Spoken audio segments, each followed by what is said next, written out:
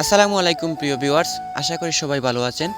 তো নিয়ে আসলাম নতুন আরও একটি ভিডিও আপনাদের সম্মুখে। আশা করি পুরো ভিডিও জুড়ে আমার সঙ্গে থাকবেন।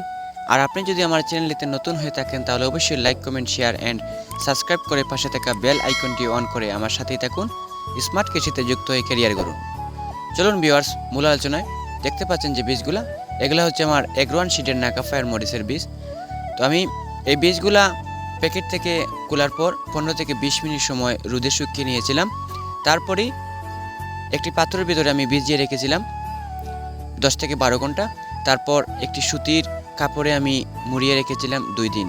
তো বন্ধুরা, এই 2 দিন পর বীজগুলো আমার অঙ্কুরোদন হয়ে যাওয়ার পর আমি কোকোপিটের দ্বারা এই চারাগুলা করে নিচ্ছি।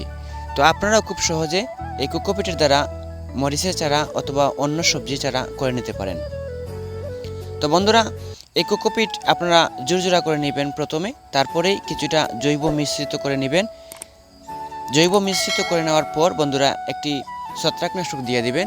তো আমি এই ছত্রাকনাশক দিয়ে দিচ্ছি যেন আমার চারাগুলা কোনো ভাইরাসে আক্রমণ করতে না পারে অথবা গোড়া পচন না ধরে।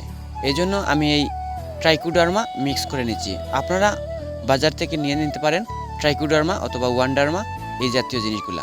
তো বন্ধুরা, এই ট্রাইকোডার্মা মিক্স করে নেওয়ার পর আপনারা এই শিল্ডিং ট্রের ভিতরে কোকোপিট দিয়ে দিবেন। তো দেখতে পাচ্ছেন কিভাবে আমি এই শিল্ডিং ট্রের ভিতরে দিয়ে দিচ্ছি। তো দিয়ে দেওয়ার পর আপনারা অন্য আরেকটি শিল্ডিং ট্রের মাধ্যমে এই কোকোপিট কিছুটা হালকা পরিমাণে ছিদ্র করে নেবেন যেন বীজগুলা দিতে পারেন। তো দেখতে পাচ্ছেন কাপড়ে মুড়িয়ে একটি কৌটার ভিতরে রেখে দিয়েছিলাম। এইভাবে আপনারা রেখে দিতে পারেন 2 দিন, তারপরে এই বীজগুলা অঙ্কুরোদন হয়ে যাবে। তো বন্ধুরা, দেখতে পাচ্ছেন আমার বীজগুলা খুবই সুন্দর অঙ্কুরোদন হয়ে গেছে। এই অঙ্কুরোদন হয়ে যাওয়ার পর আপনারা বীজগুলো দিলে 100% চারা গজাবে। তো বন্ধুরা, খেয়াল রাখবেন প্রতিটি ছিদ্রে একটি একটি করে বীজ দিয়ে দিবেন যেন দুটি না পড়ে যায়। তো দেখতে পাচ্ছেন আমি কিভাবে বীজগুলো দিয়ে দিচ্ছি।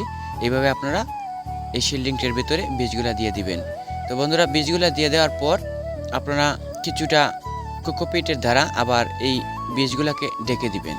তো বীজগুলো ঢেকে দিবেন এই জন্য যাতে বীজগুলো শুকিয়ে না যায়। তো বন্ধুরা, বীজগুলা ঢেকে দেওয়ার পর আপনারা একটি ছত্রাকনাশক স্প্রে করে দিবেন। এই ছত্রাকনাশকটি ট্রাইকোডার্মা অথবা ওয়ান্ডারমা হতে পারে। তো যে কোনো ধরনের একটি ছত্রাকনাশক আপনারা স্প্রে করে দিয়ে দিবেন। তো বন্ধুরা, দেখতে পাচ্ছেন আমি শিল্ডিং ট্রের ভিতরে বীজগুলা দিয়ে দেওয়ার পর হালকা পরিমাণে ঢেকে দিয়ে একটি ছত্রাকনাশক স্প্রে করে দিচ্ছি।